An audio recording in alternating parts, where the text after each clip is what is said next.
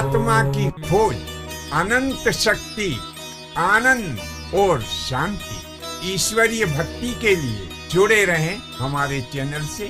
आपका अपना चैनल गुरु अशोक तिवारी, लाइक और सब्सक्राइब करना ना भूलें।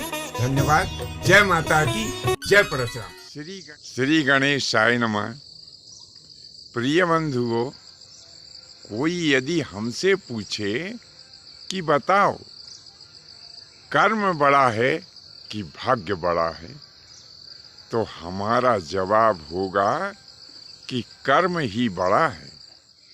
अब इस बात को हम इस प्रकार से समझ सकते हैं कि मान लो कोई किसान है, और जब कोई व्यक्ति यदि किसान है तो यह तो निश्चित है कि उसके पास में खेत तो होगा ही, और जब उस किसान के पास में खेत होगा तो उस खेत को जोतना भी पड़ेगा और उसमें बीज भी बोना पड़ेगा, क्योंकि उस खेत को बिना जोते और बिना उसमें बीज बोए कोई फसल तो हो नहीं सकती। इसीलिए किसान को सर्वप्रथम उस खेत को जोतना भी पड़ेगा और बोना भी पड़ेगा। अब उस खेत को जोतना और उस खेत में अच्छे बीज बोना, यह किसान का कर्म है और किसान लोग अपने इस कर्म को करते भी हैं। किसान के द्वारा किए गए इन कर्मों के बाद में उसकी फसल कैसी निकली, कम निकली या ज़्यादा निकली, यही उस किसान का भाग्य होता है। यहाँ पर हमने किसान का एक उदाहरण मात्र दिया है। इसी प्रकार से प्रत्येक व्यक्ति को अपने अपने क्षेत्र में कर्म करते ही रहना चाहिए। रामचरितमानस में भी कहा गया है कि कर्म प्रधान विश्व करी राखा, और जो जस करे सो तस फल चाखा। इस विश्व में कर्म की ही प्रधानता है। जो मनुष्य जैसा कर्म करता है उसके लिए वैसा ही फल प्राप्त हो जाता है। जो मनुष्य इस जगत में आकर के कर्म करते हैं वे इस दुनिया में पूजे जाते हैं, और भाग्य के सहारे बैठने वाले लोगों के बारे में भी रामचरितमानस में एक स्थान पर लिखा है।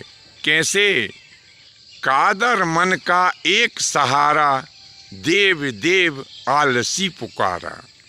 गोस्वामी तुलसीदास जी महाराज अपनी इस चौपाई के माध्यम से जगत को संदेश देते हैं कि जो कायर लोग होते हैं उनका एक ही सहारा होता है, वे भाग्य के भरोसे बैठे रहते हैं, जबकि भाग्य किसी को कुछ देता नहीं है।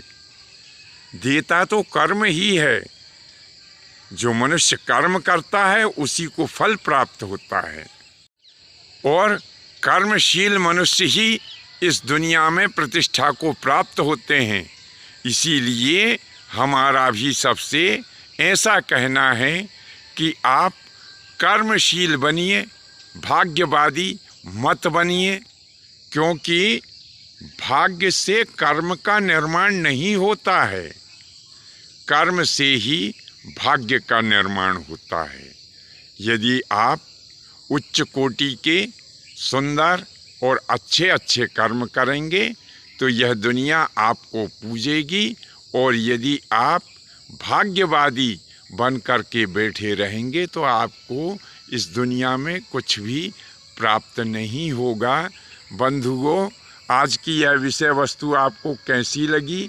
यदि अच्छी लगी हो तो निश्चित ही अपने इष्ट मित्रों में इसे शेयर करें। आज के लिए बस इतना ही। शेष अगले भाग में नए विषय के साथ में आपकी सेवा में उपस्थित होंगे। आज्ञा दीजिए। धन्यवाद। जय माता की, जय परशुराम जी की।